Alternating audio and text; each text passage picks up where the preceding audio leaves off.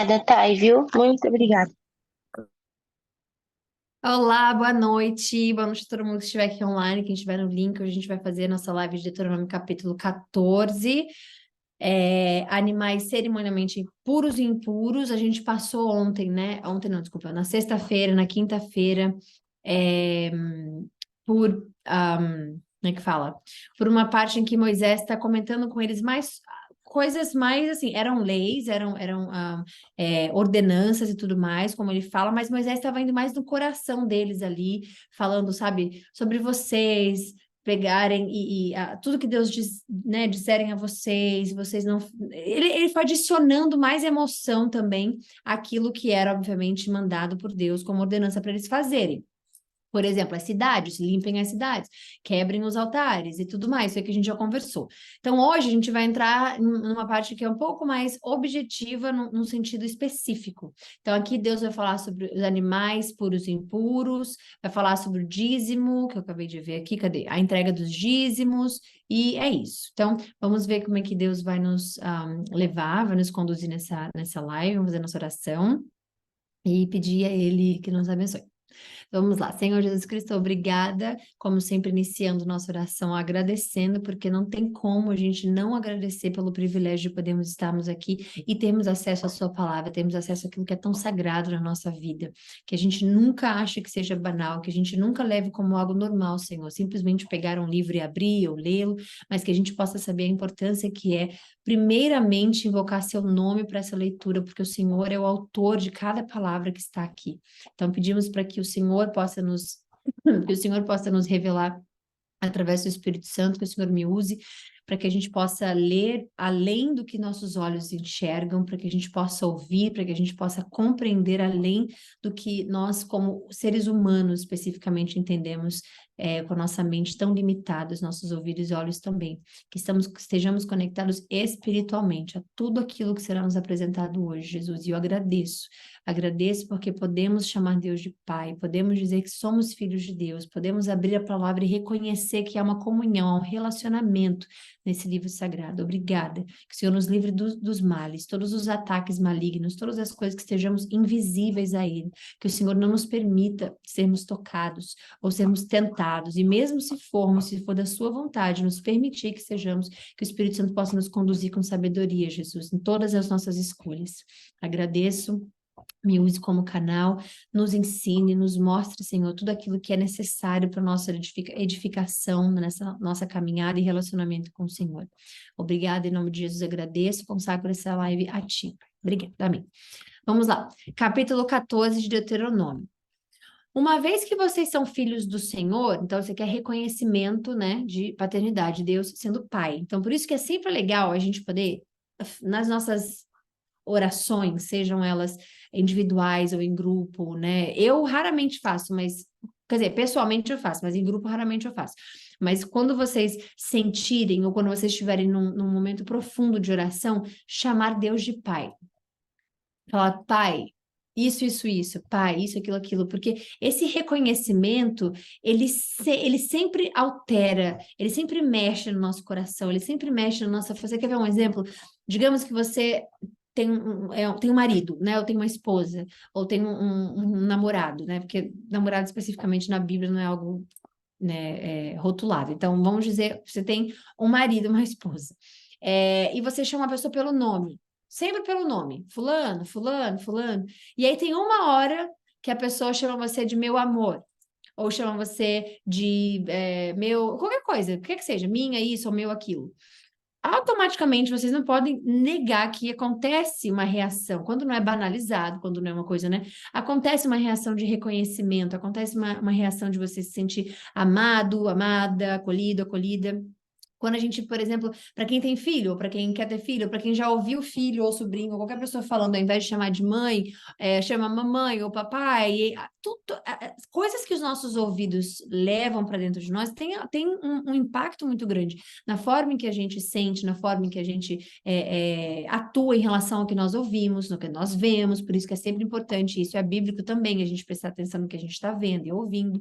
Então, quando a gente fala, por exemplo, o Pai Nosso, ele inicia com o Pai, ele inicia Cristo ensinando como é que chama ele, como é que fala para o Pai, que é o Pai. Ele não fala, meu Senhor, Senhor que eu sirvo, ou Todo-Poderoso, não, é Pai Nosso. Ele reconhece primeiramente ali que somos filhos, coisa que não é todo mundo que pode fazer, não é todo mundo que pode dizer. Hoje em dia, né, tem esse entendimento completamente equivocado de que Deus é pai de todo mundo, e não é. Você vê aqui, inclusive, que ele fala que vocês são filhos do Senhor. Por que que Deus não chama os outros povos que existem em outras cidades, como nós estamos vendo aqui, de filhos? Não chamem. Por que que eles não podem chamar de pai? Porque existe essa diferença.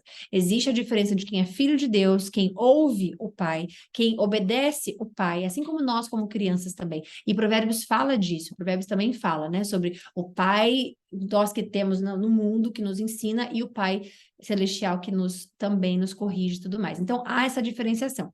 Quando a gente está vendo isso aqui, eu só sentido a gente de falar isso, assim, para que a gente possa adicionar a palavra Pai nas nossas orações, mas é chamando ele de Pai mesmo, sabe? Eu já vi pessoas chamando ele de paizinho, já vi pessoas chamando ele de papai, já vi. É como você se sentir, a forma com que você se achar filho, filha, chame ele de pai, porque isso também vai alterar você. É igual eu acabei de falar, com um parceiro, né? Com um parceiro, com a esposa, isso altera, né? Quando você tem um irmão, quando você, ao invés de chamar o nome da pessoa, você fala mano, mana, sabe? São coisas que afetam. A gente acha que não, mas isso afeta. E isso é importante. Então, agora que uma vez vocês são filhos, ou seja, reconhecimento do Senhor, seu Deus, não se cortem nem raspem o cabelo acima da testa em sinal de luto. Vocês são um povo consagrado ao Senhor. Por que que ele está dizendo isso aqui? Porque no paganismo existe ainda, né, muitas religiões e crenças, naquela época principalmente, no Egito principalmente, que eles se raspavam completamente para ficar puros, né? Eles se lavavam completamente no Egito, era-se usado muitas adornos na cabeça, né? Tudo mais, eles raspavam tudo por limpeza. Quando ele fala, agora vocês são filhos, não misturem as tradições de povo XYZ com a de vocês. Agora que vocês são reconhecidos filhos de Deus, não cortem nem raspem o cabelo acima da testa em sinal de luto. Vocês são um povo consagrado ao Senhor, seu Deus, e ele os escolheu dentre todas as nações da terra para serem sua propriedade especial. Não comam animais detestáveis, cerimonialmente impuros. Isso aqui só está dizendo o que ele sempre fala, mas ele está dizendo: respeitem que vocês não podem comer animais detestáveis ao Senhor, porque o Senhor agora é o seu Pai e o seu Pai está te ensinando algo, né? Obediência. São estes os animais que vocês podem comer: o boi, a ovelha, o bode, o veado, a gazela, a corça, a cabra selvagem, o ibex e o antílope e a ovelha montês. Vocês podem comer qualquer animal que tenha os cascos divididos em duas partes e que rumine, mas se o animal não apresentar essas duas características, não pode ser consumido. Não comam, portanto, o camelo, nem a lebre, nem o coelho silvestre. Eles ruminam, mas não têm os cascos divididos, de modo que são impuros para vocês. Também não comam o porco, pois embora tenham os cascos divididos, não rumina e, portanto, é impuro para vocês. Não comam a carne desses animais, nem toquem em seus cadáveres. De todos os animais que vivem nas águas, vocês podem comer qualquer um que tenha barbatanas e escamas. Não comam, porém, animais que vivem nas águas, mas não têm barbatanas e escamas. Eles são impuros para vocês. Vocês podem comer qualquer criatura voadora que seja cerimonialmente pura. Essas são as criaturas voadoras que vocês não podem comer: o abutre folveiro, o abutre barbudo, o abutre fusco, o milhafre, o falcão e todas as espécies de condores. Todas as espécies de corvos, a coruja de chifres e a coruja de campo, a gaivota, todas as espécies de gaviões, o mocho galego, o corujão, a coruja das torres, a coruja do deserto, o abutre do Egito, o cormorão, a cegonha, todas as espécies de garças, a polpa e o morcego. Todos os insetos alados que rastejam pelo chão são impuros para vocês, de modo que não podem comê-los. Contudo, podem comer qualquer criatura voadora que seja cerimonialmente pura. Não comam animal algum que tenha morrido por causas naturais. Podem dá-lo a um estrangeiro que vive em sua cidade ou vendê-lo a outros estrangeiros. Vocês mesmos, porém, não o comerão, pois são um povo consagrado ao Senhor, seu Deus. Então, você vê que ele está diferenciando. Vocês podem até dar aos estrangeiros, caso, obviamente, tenha animais mortos de causas naturais no seu rebanho, na sua, né, no seu campo, tudo mais. Mas vocês não, porque vocês são um povo consagrado ao Senhor. Não cozinhem o cabrito no leite da mãe dele. A entrega dos dízimos. Aqui, vocês estão vendo, né? São as ordenâncias do povo específico, os israelitas, né? E Deus tem um porquê disso tudo, cerimônias, o que é impuro, o que é puro, não cozinhar, cabrito no leite da mãe dele, inclusive, até hoje em dia, né? Os judeus, eles não misturam carne ou leite, se eles comerem leite num dia, eles não comem a carne no mesmo dia, né? Eles separam, são os famosos kosher, eu não sei como é que se fala em português especificamente, mas são os alimentos kosher que eles são processados de forma especial para os judeus especificamente, né, para a comunidade judaica. E agora ele vai falar sobre os dízimos. Separem os dízimos de suas colheitas, 1/10 de toda a sua safra anual. Levem o dízimo ao lugar que o Senhor, o seu Deus, escolher para estabelecer o seu nome, e comam o dízimo ali. Na presença, como assim comer o dízimo, Thay? Aqui ele está falando do dízimo de tudo que eles fizerem, primeiramente do rebanho dele, da safra deles que eles tiverem. Qualquer coisa que tiver na safra deles, é isso. O dízimo não é especificamente financeiro, tá? O que é o dízimo? É a primeira parte de tudo, o 10º, né? 1/10 da parte de tudo o que você ganhou, recebeu, fez, em todos os âmbitos na vida deles. Deus está falando com eles que, né, a 10ª, tudo que for especificamente da primeira parte deles, eles precisam dar ao Senhor, consagrar ao Senhor. O dízimo vem de 10, né? Então, tudo que for é para Deus, seja dinheiro, seja as colheitas de comida, seja o rebanho, qualquer coisa que vier primeiro é para ser dado a Deus, essa primeira parte, né? Da presença do Senhor. Isso se aplica aos dízimos de cereais, vinho, azeite, dos machos. Pronto, ele está falando tudo aqui. Das primeiras crias do gado e dos rebanhos. Com isso aprenderão a sempre temer o Senhor, o seu Deus. Isso é sempre a respeitar, sempre a adorar, sempre a reverenciar, né? Reverenciar é a palavra mais próxima que eu consigo usar sempre aqui em relação ao que é temer a Deus, reverenciar a Deus, reverenciar Ele com tudo que for de melhor da sua colheita, tudo que for melhor da sua vida, tudo que for melhor entregar a Deus.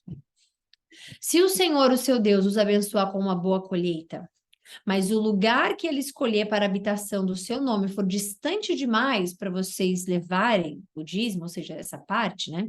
Vendam a 10ª parte de suas colheitas e rebanhos, coloquem o dinheiro numa bolsa e levem-no ao lugar que o Senhor, seu Deus, escolheu. Então, você está vendo aqui a transição do que é o que Deus está dizendo. Se você não puder levar a 10ª parte de tudo que você fez, tudo que você ganhou, tudo que isso, aquilo, aquilo outro, você não conseguir levar os cabritos andando, todos os animais, venda, e aí você entrega o dinheiro. Aqui é a conversão do que, de fato, Deus nunca pediu dinheiro para eles. Até o presente momento, Deus nunca tinha convertido o dinheiro especificamente. Você sempre vê Deus falando, né, de colocar as ofertas de cereais, as ofertas disso, de aquilo, né? Mas o dinheiro, ele é uma forma de que você vende toda a 10ª parte, não é para tirar nem por nada, sua 10ª parte você vende, e o que ela se transforma em dinheiro, você entrega para Deus, né? Então, é isso.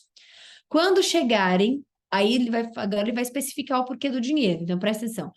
Quando chegarem, usem o dinheiro para comprar o tipo de alimento que desejarem: bois, ovelhas, vinhos ou qualquer outra bebida fermentada.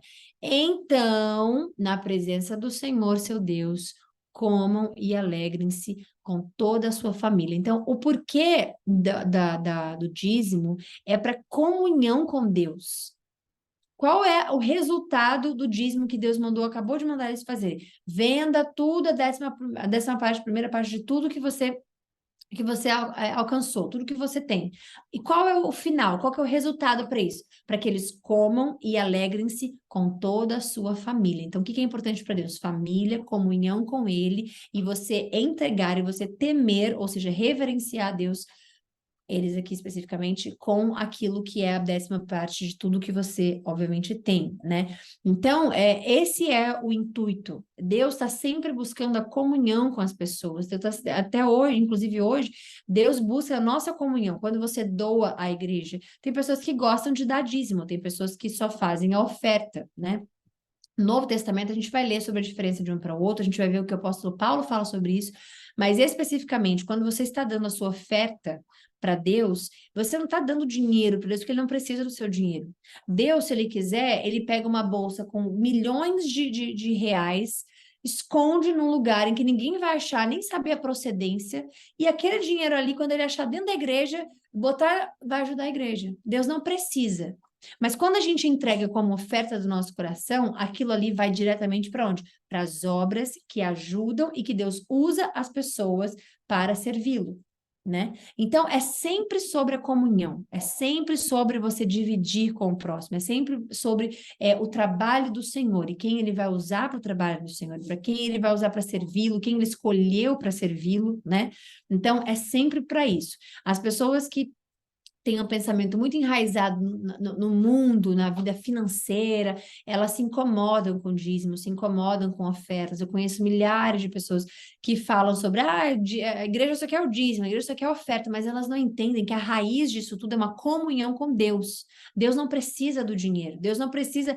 Aqui ele fez para poder facilitar para eles. Se vocês não puderem trazer toda a décima parte, porque tinham pessoas lá riquíssimas, pessoas com rebanhos imensos, e a gente vê o tamanho das tribos, a gente vê quantas pessoas são, quando ele fez principalmente o censo, né? A gente sabe quantas pessoas são e tudo mais. Então, imagina levar tudo aquilo, por isso que ele está ajudando. Se for longe o lugar em que Deus escolheu para que você né, faça a sua oferta, você tenha comunhão com Deus, você faça as ofertas a Deus, que você venda, aí você carrega as bolsas com o dinheiro, chegando lá você compra alimento e aí você tenha comunhão com Deus. Então, isso é importante de se entender, porque tem pessoas que se privam de ter uma comunhão na igreja, de ter uma igreja específica, se for quatro paredes e tudo mais, porque elas acham que é só focado no dinheiro, só focado naquilo.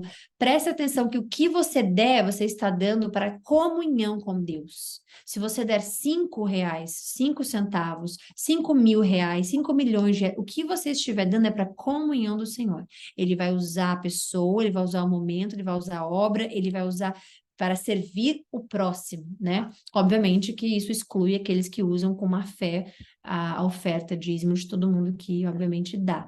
Mas nós não temos nenhuma obrigação ou regra de que precisamos dar o dízimo, nem ofertas. É por isso que Deus chama de oferta. A gente já falou sobre isso lá atrás. O que você oferta vem do seu coração para a sua comunhão com Deus. Deus não está esperando o seu dinheiro para comprar nada, porque nem ouro nem prata, nada entra no céu, isso é bíblico, logo a gente sabe que ele não precisa do nosso dinheiro. Mas nós aqui nos ajudamos com o dinheiro, nós aqui, né, ajudamos o próximo, servimos a Deus também com o dinheiro. Então a sua oferta ela pode ser absolutamente de tudo, porque Deus está olhando o seu coração. E é isso que ele precisa, que a gente se alegre, que a gente esteja em comunhão com ele, com a nossa família também, obviamente, né?